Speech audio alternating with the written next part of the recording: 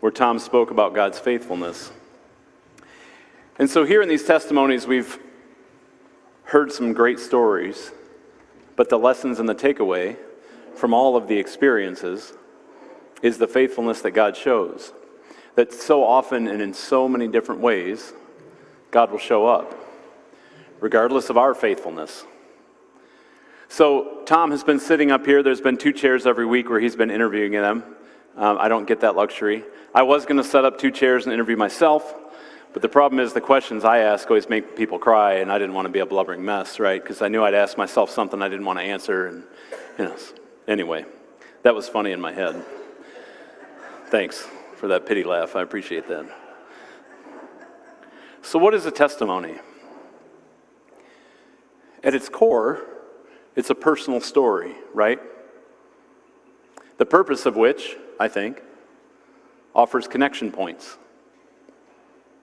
It's one thing that I pick up on and realize is that however we receive God's word, whether it be through a sermon, be through a Bible study, be through a testimony, be through a person sharing coffee and sharing their heart, that it can speak to everybody who receives it in a different way.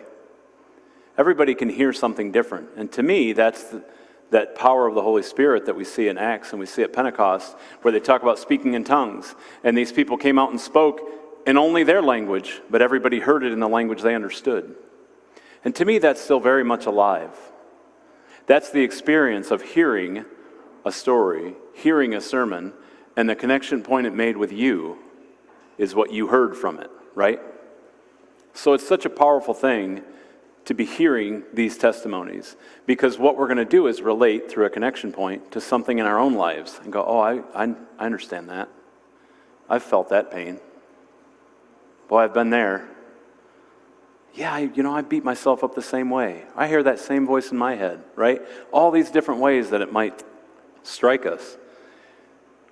But those connection points then work to build community, right? Because we go, oh, we actually have some shared experiences.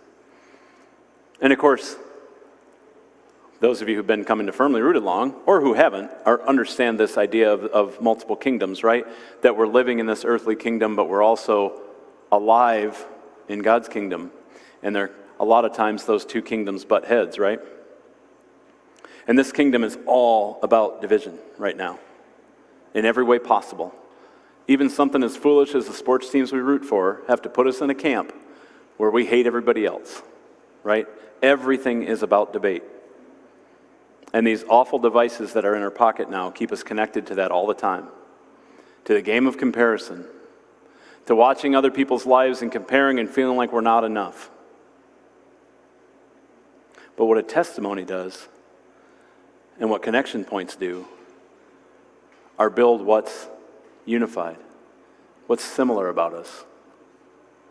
What are we really in together? Right? We're in this together became a big slogan, but what are we really in together? And when we start rooting ourselves in those kind of truths, we find out we got a whole lot more in common than we do different. And that the differences don't really mean that much. A lot of times it's about the perspective. You can have moments where you look back and you don't see these things clearly while you're living them. But you can look back and see, man, I was holding on to something that made no sense. I had to win that fight? Really? Why did I care so much about that? Right?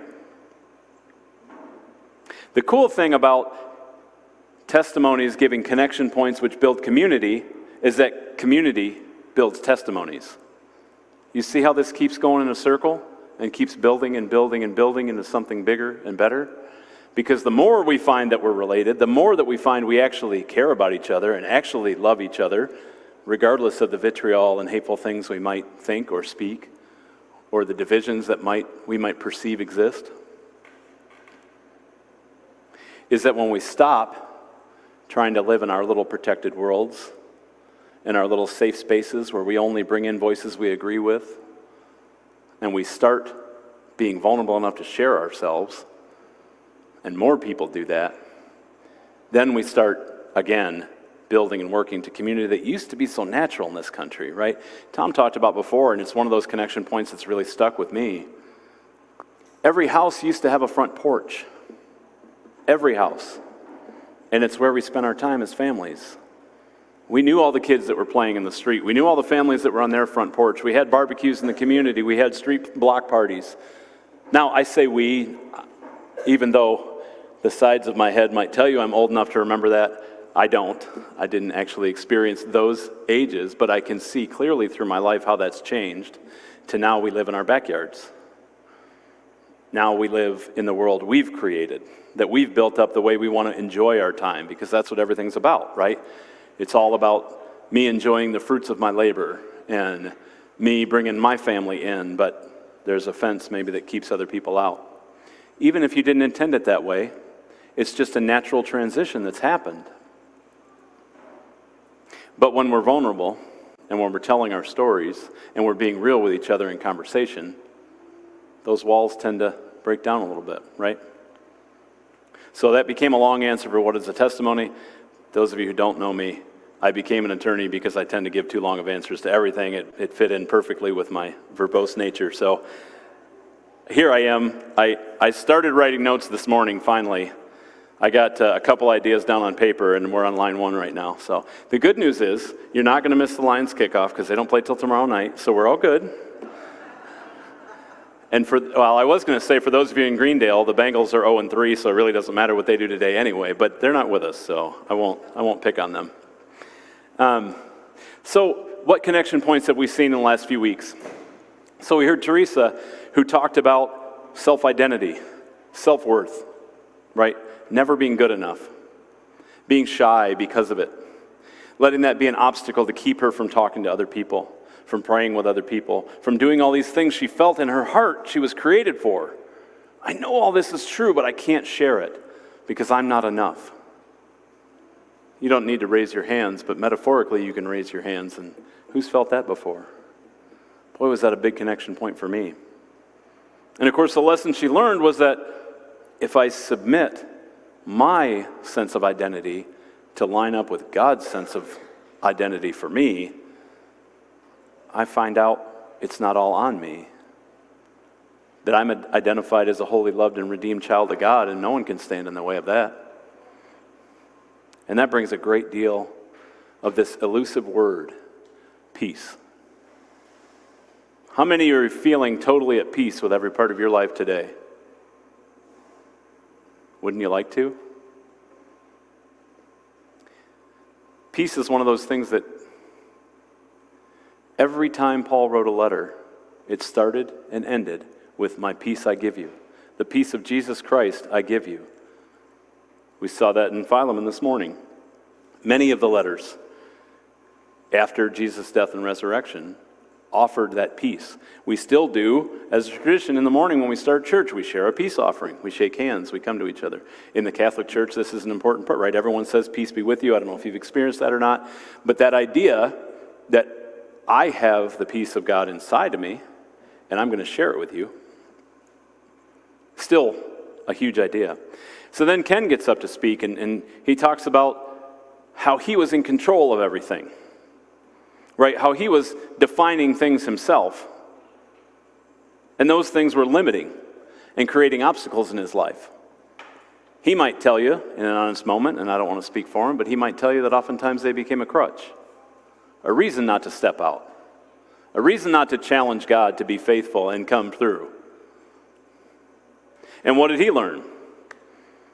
That by trusting, by submitting myself to his will, allowing the Holy Spirit to be in control rather than me, some pretty cool things can happen. And in hindsight, I can look back and see how he shows up again and again, and the impact he made through me, little old me, because he had a message to give. And I just trusted him and let him do it.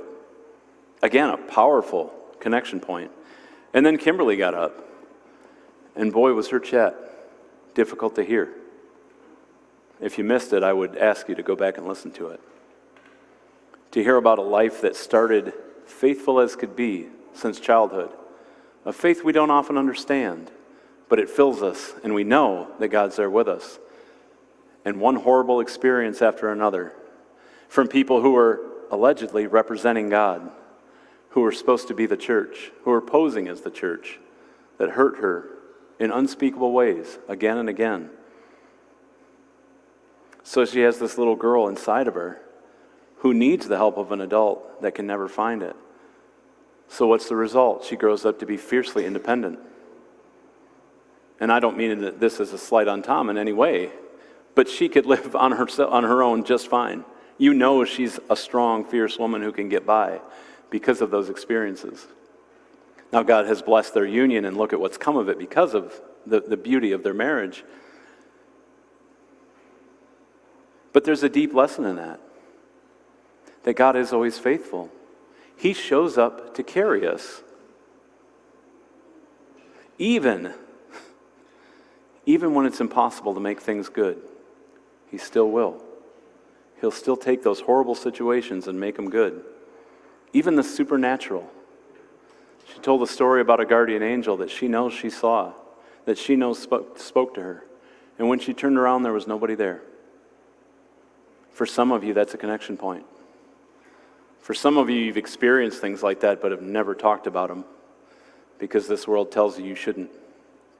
That somehow something's wrong with you if you've experienced something that. So what is supernatural? Right? What's natural is to understand and believe the world as we perceive it. It's called empiricism, if you want the hoity-toity scientific word, right? We can empirically, or we can, through our five senses, experience something. If something we experience isn't explained by one of those five senses and an observation, then it's supernatural, right?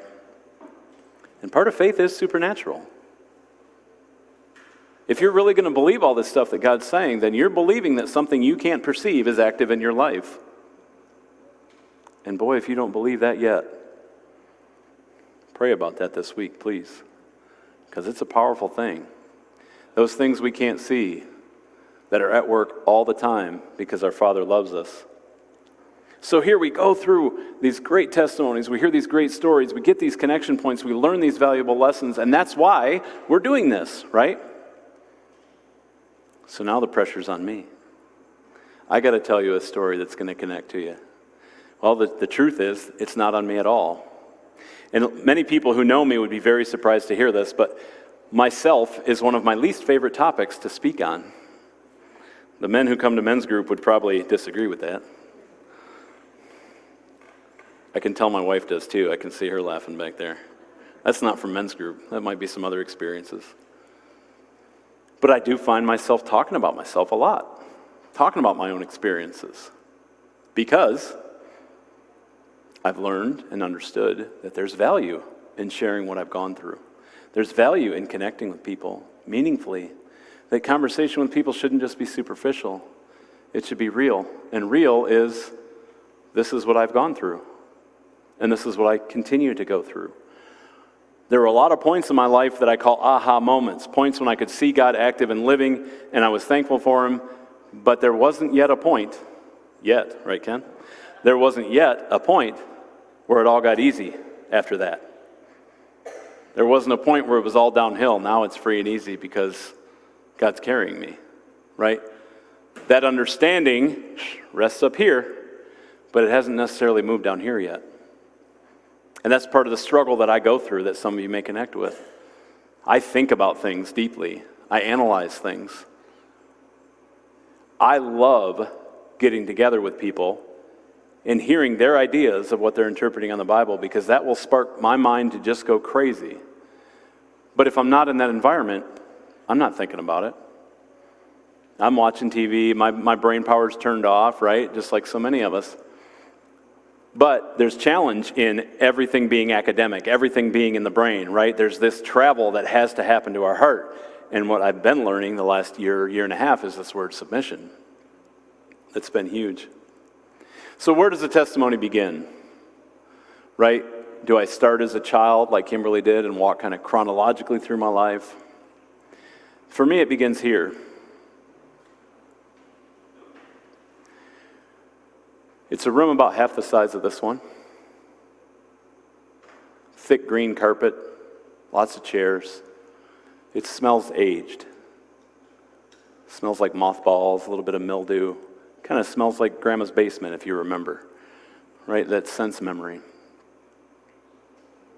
There are so many people.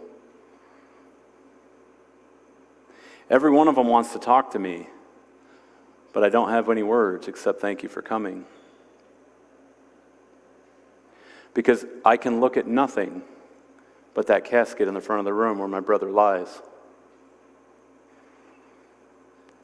I can think of nothing but how pale he looks, how they did the makeup wrong, how his hair's not styled right. Why did Mom and Dad pick that tie? He'd be so embarrassed if he was here, and you were all here making a big deal about him. He was so rock and roll, man. Why can't I be that?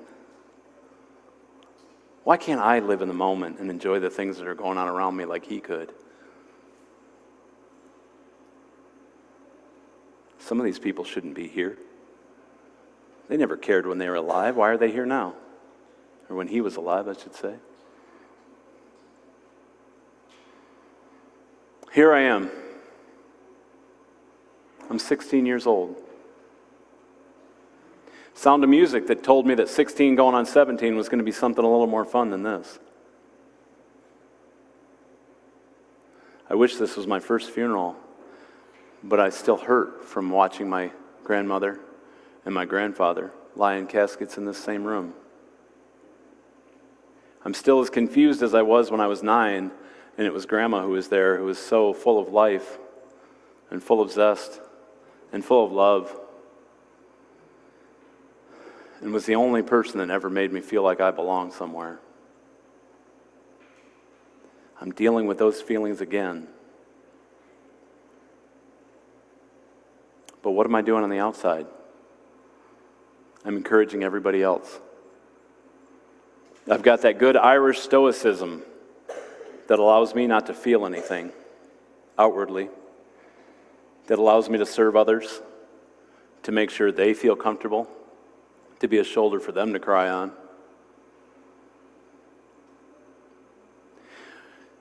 I had just taken a class called PALS, where I was elected by my classmates as a person they would trust to confide things in.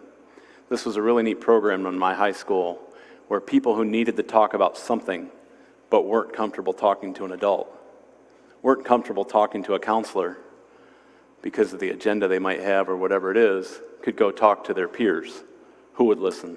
And we took training about how to listen. And what an interesting time to have just finished that class. Actually, it may have still been going now that I think about it. And that's how I spent my next couple weeks, counseling others. In quiet moments, I would look back on my life. Of course, you would naturally wonder why God, but I don't think I ever did. For whatever reason, from birth, I knew God was real. I knew God was in control. And even at that age, I didn't question what he did. I know the world tells me I'm supposed to. And it doesn't make me better than anyone else. It's not something to compare against. You have those questions, and that's okay. I'm just telling you, in my 16-year-old heart, I didn't understand what happened, but I didn't question why or if it should have happened. It was just a part of life. And I would think back to when I was 3, 4, 5 years old maybe, my first memories of going into that little Catholic parish in our town.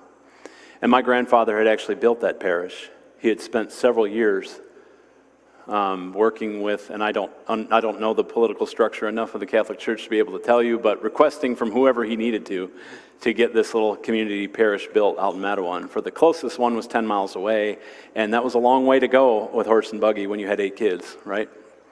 And even when they were able to get a car, all the kids couldn't fit in there, so it was a long way to go.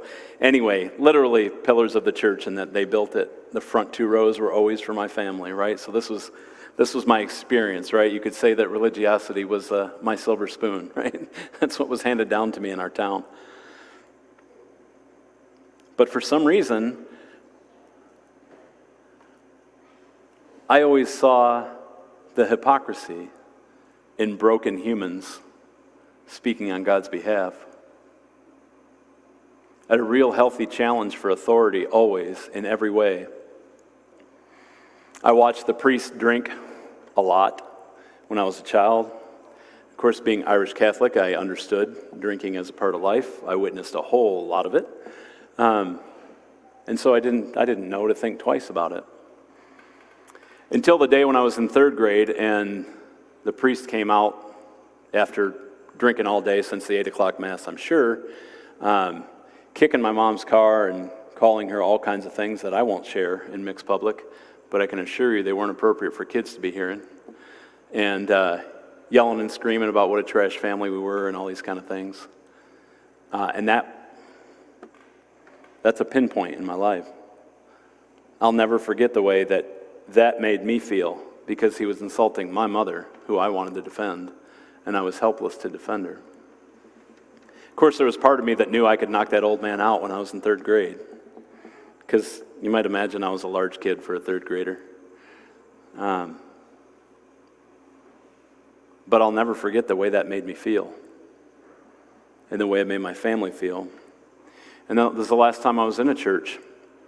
From going to CCD every week and learning and all these things until I was 16. Plug your ears stuff. I was chasing a girl, and I chased this girl to her youth group meeting. And I wanted so bad to be a part of that youth group because I had never seen or understood what was going on there. I'd never seen people my age relating to each other over their relationship with Christ and the hope that they had. And this was totally foreign to me of how the church experience I knew could be happy for these kids. Anyway, that turns into me going on a mission trip, which is probably the most important thing that's ever happened in my life.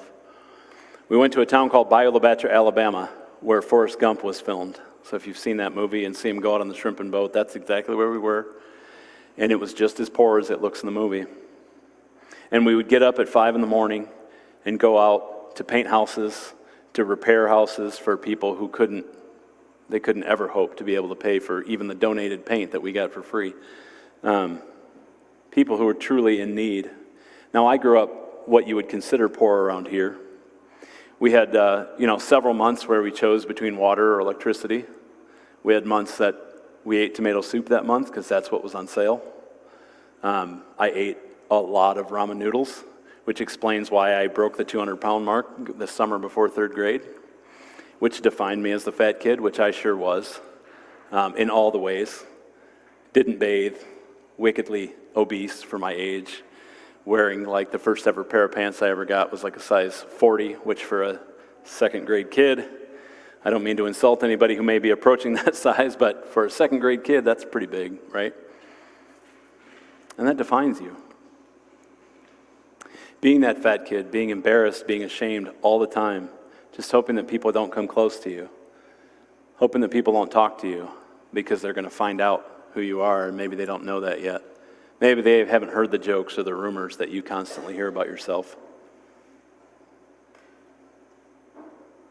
Maybe they don't know how hungry you are to belong, to be cared for. You see, my mom had left when I was 11. I'll never forget the night when they told me and my brother. My sister was too young. And that, something about that age, and something about knowing the writing on the wall that things weren't good between them, but always assuming it would be my dad that leave because that's the story you hear, right? That's all the story is. It's single mom taking care of the kids. And I always felt a lot safer around mom than I did around dad. Boy, was that a scary time. I won't tell you for the next several years, I was only called by one name around the house, and it sure wasn't the one that my parents gave me. It's not one that I would repeat in church, but it continues to define you, right? So all these things are telling you who you are. So when Teresa talks about not being good enough, boy, can I relate to that. When my worth is always defined by how good I am, because I grew up in a church that said I had to earn grace. I was 30 the first time I heard the word grace in church. And in the more years than I'd like to admit since I turned 30, I've heard and studied that word so much and learned how freeing it can be. But I didn't know that then. So to paint the picture of what builds up to who I am in that weekend, I, for the first time in my life, had a girlfriend. When you're that age, I don't know if there's any teenage boys in the room. No, it doesn't look like it. But maybe I speak to my own boys who won't come and listen to me speak here. I'm sure they're not out of bed yet. It's not the one. It's not all of life. It's not a country song. Boy, would I have benefited from hearing those things. Because I knew that this was the rest of my life before me, as long as I didn't screw it up. And on a Friday afternoon, she gave me a ride home from school, and she told me it was over. And I had no indication, no idea. And that's the first time I experienced heartbreak. I remember crying by myself through the night. My dad woke me up the next morning, and we went out for breakfast as a family, which we didn't do very often. I was the tallest, so I sat in front, however that worked out. My brother and sister in the back seat. We went out and had lunch at a little cafe in Pawpaw, and when we're driving home, there was some classic rock song on. And classic rock was one of those things that I was talking about earlier that I would fight you to the death about, because I was not going to be forced to listen to that crap, because that's what my brother likes. I hate that stuff. And of course, I'm in the front seat, so I get to change it. Well, this was the time my dad decided to draw a boundary. And he pulled the car over and said, "Get out." And we're in the middle of town. It's January 10th. There's probably 2.5 feet of snow on the ground. I didn't wear a jacket to breakfast because you're a teenager. In Michigan, you wear shorts and a t-shirt all year, right? But get out and don't come back. So I walked around town for a while. The only thing I could think of was to go to the high school, because that was the only building I knew that I at least could be safe at, and there might be people there. There was a basketball game going on and a lot of people, and I saw a friend there. I was there for quite a while, but I did see a friend eventually, and her dad actually used to be my Little League coach, and he invited me to come crash on their couch. So I did. I went, we listened to records, they fed me, I ate dinner with them as a family, which I hadn't done in a long time. We played games, which I hadn't done in a long time.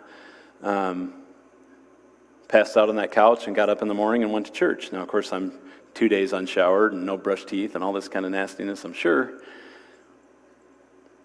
We went to church, and I remember it being a powerful sermon, and now I had been on this mission trip, and I'm starting to wonder, do I have these leadership things going on? I'm feeling like I need to be a leader in a church, but home is so broken. And so we leave church, and my friend says, "Well, where do you want to go?" I said, "I have no idea. I know I can't just go back to your house." I said, "Just drive by my house and see what's going on." So we did.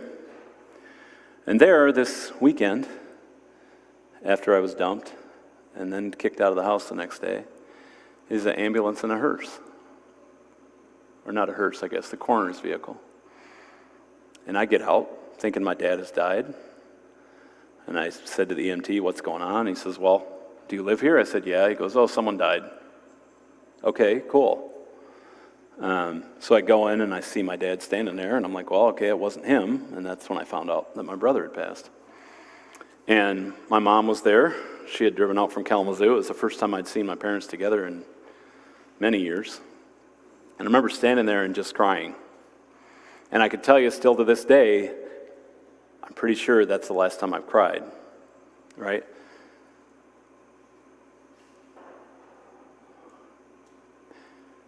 So that summer, we're in Bayou La Batre, and we're riding on a boat out in the morning. They take all us kids out on this ship, and we're doing a sunrise little kind of cruise thing. And it's where it's out of a movie. The sun's breaking, there's these beautiful clouds, and 3 dolphins are swimming next to the boat. I'd never been to water in my life. I'd never imagined seeing dolphins other than Flipper on TV, which I remember watching when the excitement of Nickelodeon came to our house. But I'm thinking, this can't be real. And I'm just overwhelmed in that moment with an understanding that God is real. God presents himself. There was this comfort where I was touched personally to just all of a sudden be sure of something I can't possibly be sure of. I can't observe it, I can't witness it, I can't know, but I am sure. After all this stuff happens, actually the day we were coming home from that mission trip, my mom had a heart attack, and I lived with her for about a month, helping her. That was 3 months before my brother passes, right after he turned 18. So now I'm in with this youth group, and they're a big part of helping me get through this stuff. 2 weeks to the day after my brother dies, my closest friend in the youth group slides on ice and hits a tree and dies on his way home from work. The night before we meet the next morning at youth group and get told this. So this is the second Sunday after my brother passes. About 4 weeks after that, my closest friend from childhood went out in the woods and swallowed a shotgun shell, for lack of a better way to put it. And it was then that I began to realize that that's someone who figured it out. That's the solution. This world isn't meant for me. It's just broken and yuck. This world's hopeless. Now, my analytical mind would still tell you that's true. This world is without hope, without the death and resurrection of Christ. But I didn't know that then. So I attempted suicide 3 different times. None of them that I really had my heart in it. I can still remember those moments of fighting, of whether I needed to do it or not. Finally convincing myself that it was a coward's way out. Right? I'd like to tell you that those thoughts have gone away. That I'm not constantly fighting them. I'm not constantly telling them to shut up now because life got easier. Because I finally understood that God has my back. Some of that stuff is so deep that I can't figure out how to get rid of it. I hope no one's raising your hand right now and saying that you relate to that. Because it's a brutal place. That isolated loneliness is brutal.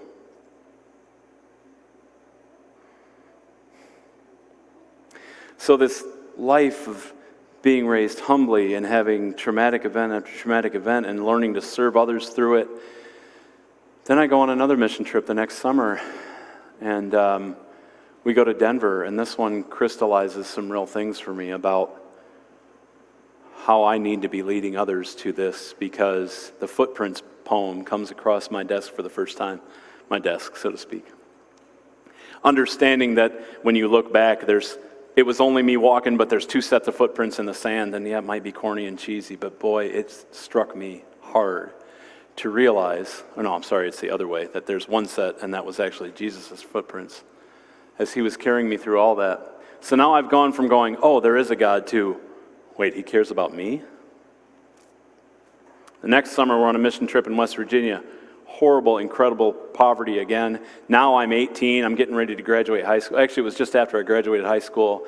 I am as sure as I've ever been that there's no such thing as an authority figure who deserves to have authority over me. I am stubborn. I wouldn't have told you that then. I was just right then. But we're at a church. This church has this gorgeous mountain view out the back. It's just a big glass wall. It's all open, and it's this church in the mountain. I know there's a famous one called that. I don't know if it was that one or not. I couldn't tell you any specifics about it. Other than the 500 or so people that were packed in that little place and surrounding it that night, having a worship service, that I interrupted. That I ran down and basically stole the mic from the pastor, just blubbering like an idiot, saying, my brother is with God. My brother's in heaven.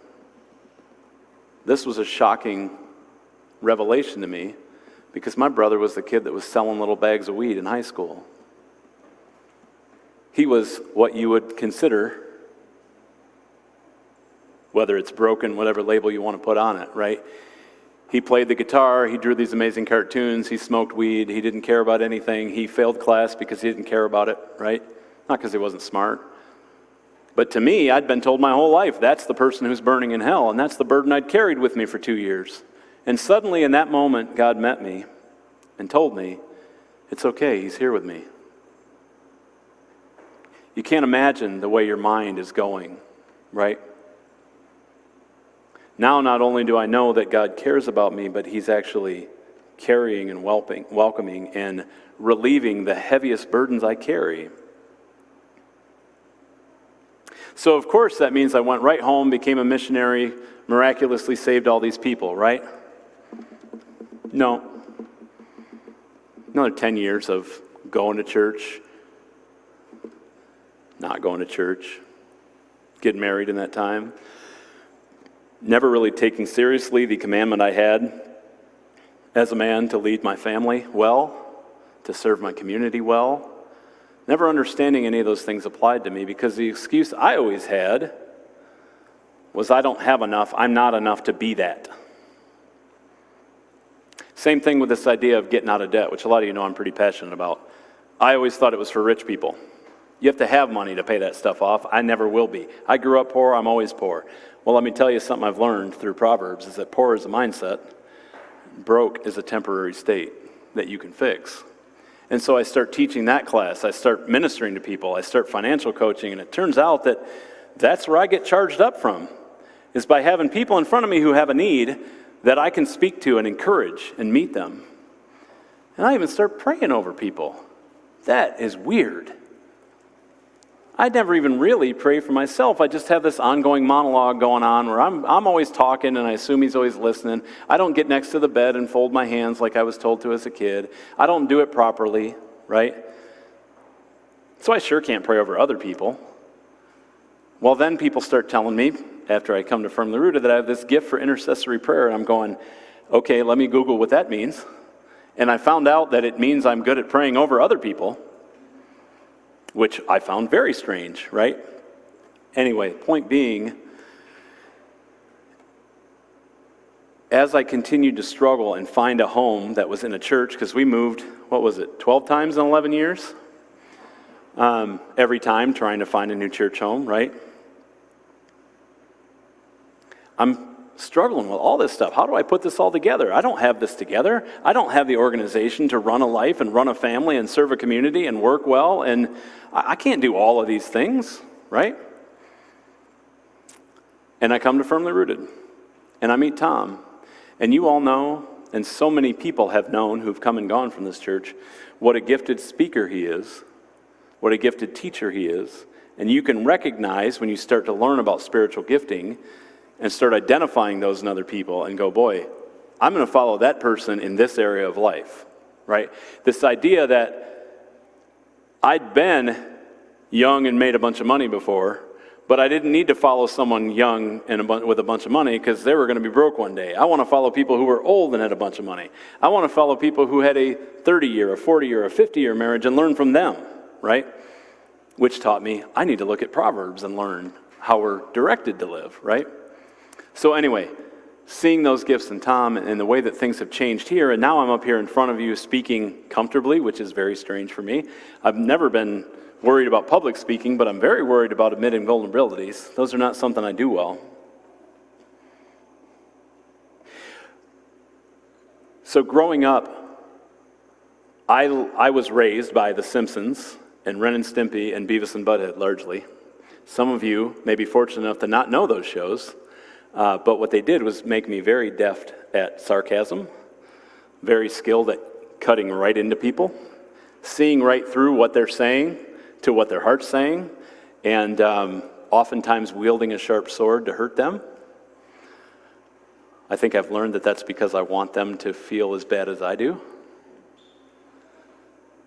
But as I continue to submit,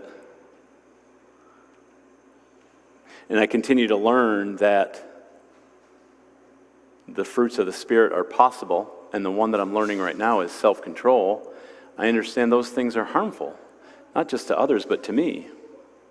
And so I stop. I start taking every thought captive. I start doing these things I keep hearing about, and man, does it transform the way that I interact with other people, the way that I feel, the way that I'm able to communicate, the way that I'm able to compliment and build other people up, because that's what I'm here for. And it's why you always hear me praying. Men get this challenge from me a lot, but you always hear me praying about challenge us, expand our territory, bring more people in need, because whether we realize it or not, we have something to offer them. We have an encouragement within our very lives that we need to stop holding inside. So I started complimenting people, which couldn't be any more against my nature, not because I don't value them, not because I don't want to build them up, but probably because that hurt kid inside is so hungry for that kind of affirmation that I don't have a well to draw from, right? And I've learned so much that serving people well means so much of putting myself aside, right? And realizing that through serving other people, I am served. You know, the Bible tells us those who refresh others will also themselves be refreshed. And what a blessing to be refreshed, to be restored and renewed. And we talk about this font of living water, and don't we so desperately want it? I just want to be energized. I don't want to sleep through half my day at work and keep slapping myself to stay awake. I don't want to be this zombie going through life. I want to understand that wherever I am, God put me there. I'm here on purpose. I'm here because someone here needs encouragement, and if I'm keeping it to myself, what good am I doing? Right? I'm nothing but the clang of a cymbal, or the squeak of a gate, if I can't speak with the love that's inside of me.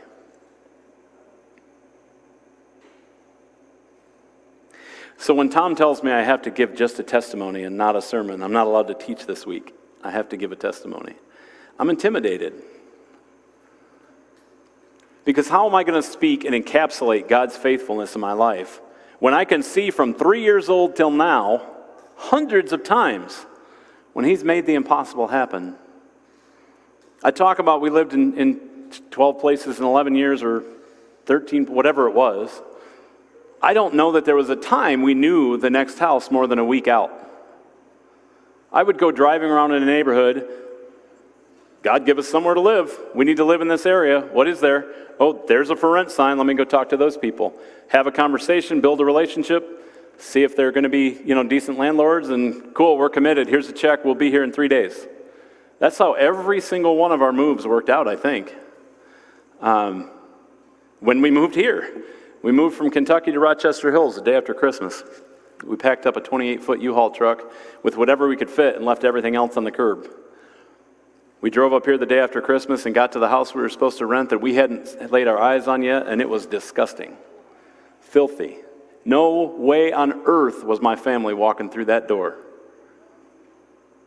But today's the day after Christmas. It's a Friday, and we got nowhere to live. We got our whole lives in a truck out there, and I got 2 kids at the time and a wife, and they're all looking at me to figure this out. You think I made all that happen? You think I'm the one that figured it out? No, there's no way.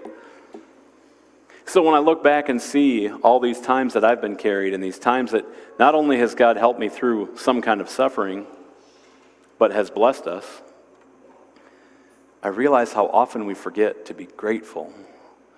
This world tells us to be so focused on what's going wrong, what's dividing us, what makes us different from each other. Boy, when we move our hearts to go, do you realize how much amazing design it took to make this one leaf I'm looking at? That the beauty of the color that comes in fall is a representation of the splendor of death, of dying to our old self. That's one leaf that has all these vines that go through a tree, the one that feeds it water, one that feeds it food, and I'm sure in 7th grade I was taught words for all that I couldn't remember now. Oh, sorry. As my 7th grade science teacher is here, my kids, 7th grade or 8th grade, whichever it was. All that doesn't happen because Mother Nature makes it so. It happens because God made it so. How could He put that much thought into one leaf when there's trillions of them? Everywhere I go, there's more splendor and beauty. Just in the world that I can observe naturally. In the people that I meet. There are incredible hearts all over the place. There are people who live to serve and love and are on fire and worshiping and raising great children and involved in their communities. That is the beauty of creation. It's not just rainbows and clouds that are pretty. It's all of you too. It's everyone I'm surrounded with. It's every object that's created and inspired. And when I start thinking about all the things that I need to be grateful for, there's not enough time in the day to get to the list of the other things, is there?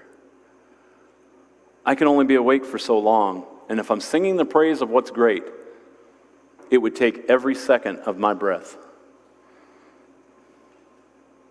But we're twisted. We turn it upside down. I tend to focus so much on what's going wrong. I'm living in a desert. I'm having these challenges. It's woe is me. But God, you've been there. You've suffered worse than I ever will. You know how it felt when the doctor said cancer.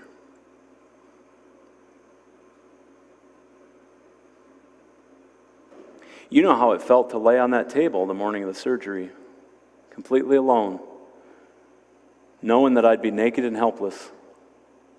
I can't hide behind anything.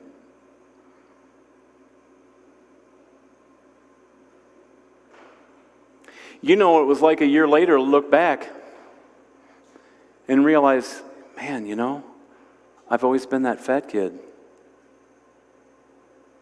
But things about that experience changed me, and now 100 pounds is gone. You did that. I didn't find some miracle pill. I didn't do some miracle exercise program. I changed my perspective. I changed what I care about, what matters, and suddenly I'm more active. I don't need to fill the void with all these calories. I don't need to just eat junk anymore. I need to understand I'm diabetic because of me and start taking accountability for what I'm putting in the system. Right? All those things shift. All those things are divine interactions with us. To me, cancer was an opportunity. Finally, you're going to help me so I don't have to take myself out. You're going to take me out. Thank you, God. Thank you for this gift of letting me leave this world with dignity and my family to maintain the dignity. And I talked with the men in this church about be prepared to take over for me, watch over my family, help my wife, right? There's big parts of me that are telling me she's going to be so much better off. This is going to be the best thing ever for her, but in the short term, she'll probably be silly and be sad, right? That's what was really in my mind. Finally, there's a solution to all this that I can't seem to go through with myself. And then, of course, I was angry when it didn't work out that way. And then several months later, after my desire to have 13 kids and my wife's desire to have 3 landed us at 2, because guess who wins that argument? We found out we were pregnant after 9 years of saying we were done. And boy, how life has changed. You guys get to enjoy watching my daughter dance every week, but I get to enjoy that every day. I got to again experience that what can only be described as a miracle of watching a child be born that's your own, that you're going to have responsibility for, that you're going to need to pray over. For those of you who got to experience that and know that feeling and understand that, and it's probably even magnified when it's a grandkid, I don't know, but there are good things ahead. It's always worth holding on because God's working to put things together for good. Wherever it is today, whatever it feels like today, like it was with Kimberly through all her sufferings, there is a bright spot ahead. And no, not everything's going to be easy or simple. It's not some guarantee. It's not Hollywood. But boy, is it all going to be worth it. Boy, is your heart going to change and you're going to have peace. A peace that so many people die searching for. So, I'm sure I ran way long because the timer stopped a long time ago. I'm sorry about that. But I want to leave you with that same idea, and maybe it strikes you differently. My friends, my peace I give to you. That peace I have, I give you. The peace of Jesus Christ our Lord. I earnestly and fervently pray that it enters you. Maybe just in one area at first, but eventually in every area that you're twisted up about and you're anxious about, because I know you are. I know we don't talk about it, but I know the statistics on mental health. I know the statistics on finances. I know the statistics. We're broken. We are so desperately broken, and the more we hold on to this world for answers, the more broken we will always be. I challenge you and I pray for you. Start to identify those things where I'm holding on to. Where am I in the wrong kingdom? What can I turn over? The work of the therapy and the work to go through it is not always fun, but boy, is it always worth it. I love you all. Amen to that. So I'm going to move this aside. Oh, thank you. And as we always do at Firmly Rooted, we're going to go into a time of prayer. I know that this is something that's changed my life since coming to Firmly Rooted, that being prayed over means a great deal. And for those of you who came in with something on your heart today, for those of you who've maybe heard something you connected with, maybe you don't even know why you need prayer, but you feel something lifting your butt out of that seat. Listen to it. I'd love to pray over you. I'm going to come down and shut my microphone off. Somebody else is probably going to come pray with me, but I don't know who. I'm looking for elders, and hey, Roland's going to come up and pray with me. Awesome. Ken's going to come up and do the general prayers. Look how everyone's so well behaved. They wait for me to announce them before they come up the stairs.